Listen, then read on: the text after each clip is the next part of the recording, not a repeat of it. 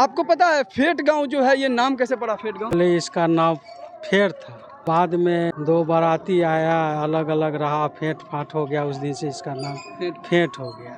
हाँ। तो ये वास्तव में आप समझ सकते हैं कि बताया जा रहा है कि ये गांव जो था उसका पहले प्रारंभिक नाम था फेर। पहले फेर था। पहले फेर था और बताया जा रहा है कि यहाँ बारात के द्वारा दो बाराती आए थे और आपस में मिक्स हो गए थे।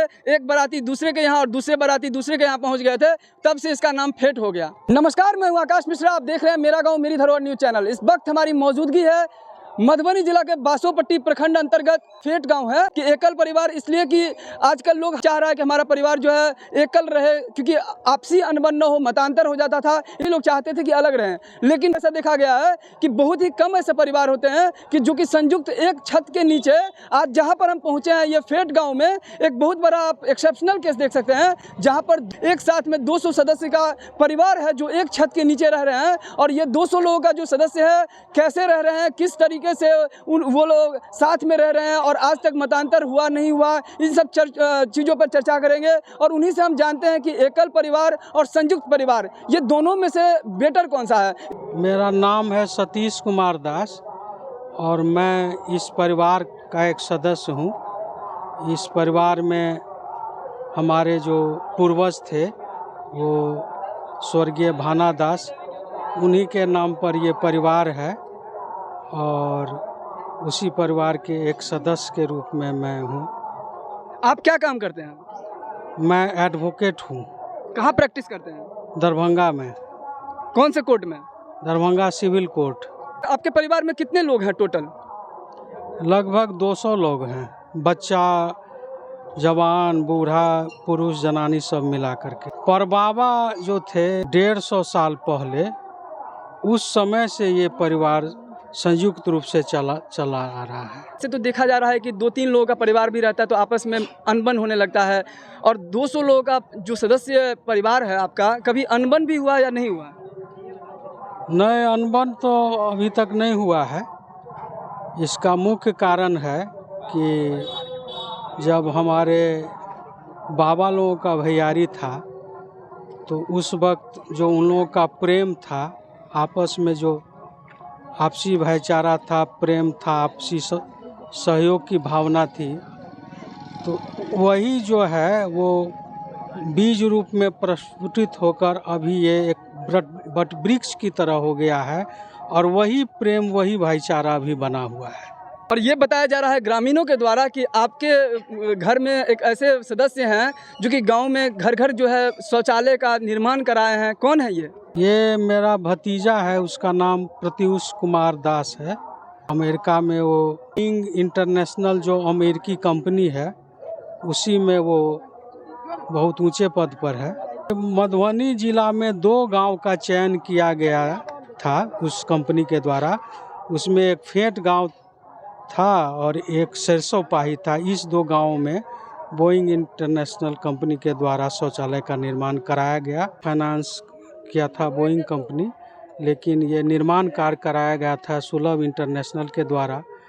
तो जब ये निर्माण कार्य संपन्न हुआ तो सुलभ इंटरनेशनल के जो संस्थापक थे, जो अब इस दुनिया में नहीं रहे, स्वर्गीय बिंदेश्वरी पाठक, जो पद्म भूषण से भी सम्मानित थे और उनका देश विदेश में नाम था, तो वह सदैव आए हुए थे सशरीर इस गांव में। हमारा भतीजा प्रत्युष और उसकी पत्नी के विशेष आग्रह पर। क्या कारण है कि आप संयुक्त परिवार जो शुरू से परंपरा से चलती आ रही है उसको आप अनवरत लेके जा रहे हो? ये शुरू से ये परंपरा मेरे परिवार में चली आ रही है।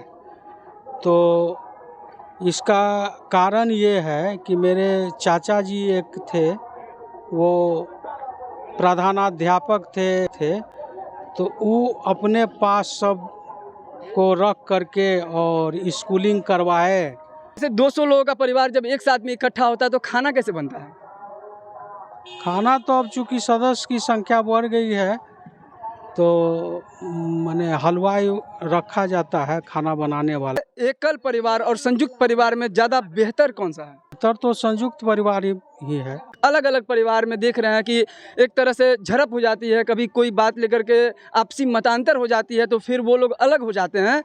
ऐसे लोग जो आपको देख रहे हैं, क्या कहना चाहेंगे ऐसे लोगों को? ऐसे लोगों को हम यही कहना चाहेंगे कि संयुक्त रूप से परिवार संयुक्त अगर रहे तो इसका बहुत फ़ायदा होता है, क्योंकि संयुक्त रूप से रहने में दुख में या सुख में सब में लोग सहभागी रहता है। तो मान लीजिए किसी को कोई संकट आएगा तो उसमें घर के दूसरे सदस्य समांग जो है उस संकट से उसको उबारने में मदद करेंगे। इस समय आप देख रहे हैं चर्चा का विषय बना हुआ है, आपके ये 200 लोगों में कभी कोई बातचीत हुआ तो इसके कंट्रोलर कौन है?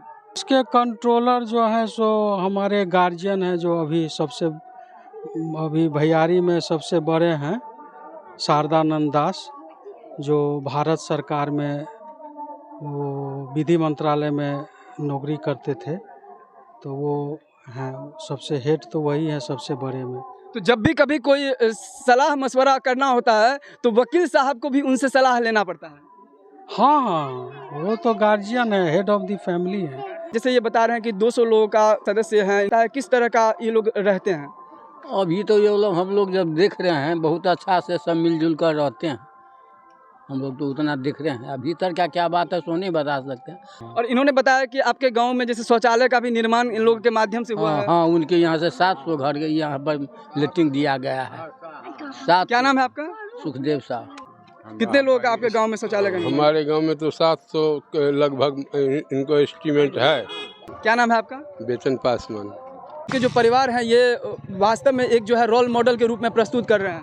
ठीक है, सारे सब चीज़ मिला जुला है, इसे ऐसे होना चाहिए, सबको मिलजुल के रहना चाहिए, रहना चाहिए। हाँ। आपका नाम? सूर्यनारायण साहब। क्या कहना चाहेंगे? आदमी ठीक है, काम करता है। आपके गांव में परोपकार इनके माध्यम से भी हो रहा है, बहुत शौचालय का निर्माण कर रहे हैं। बहुत ठीक है। जी, गांधी चौक पे हम हैं, क्या कहना चाहेंगे? अच्छे हैं हम लोग भी उनसे खुश होके कि मिलजुल के रहते हैं अपना। हम भी लोग को ऐसा ही भगवान से मनाते हैं, हम लोग भी क्या ऐसा ही रहे, माँ बाप खुशी से रहे, हम भी रहे। आप लोग का नाम? अमित कुमार मंडल। एक छत के नीचे ये 200 लोगों का परिवार, जहाँ पर एक शांति का, सौहार्द का और प्रेम का वातावरण बना रहता है। और बताया जा रहा है कि ये अपने कुल देवता का पूजा अर्चना के लिए साल में एक बार आते हैं।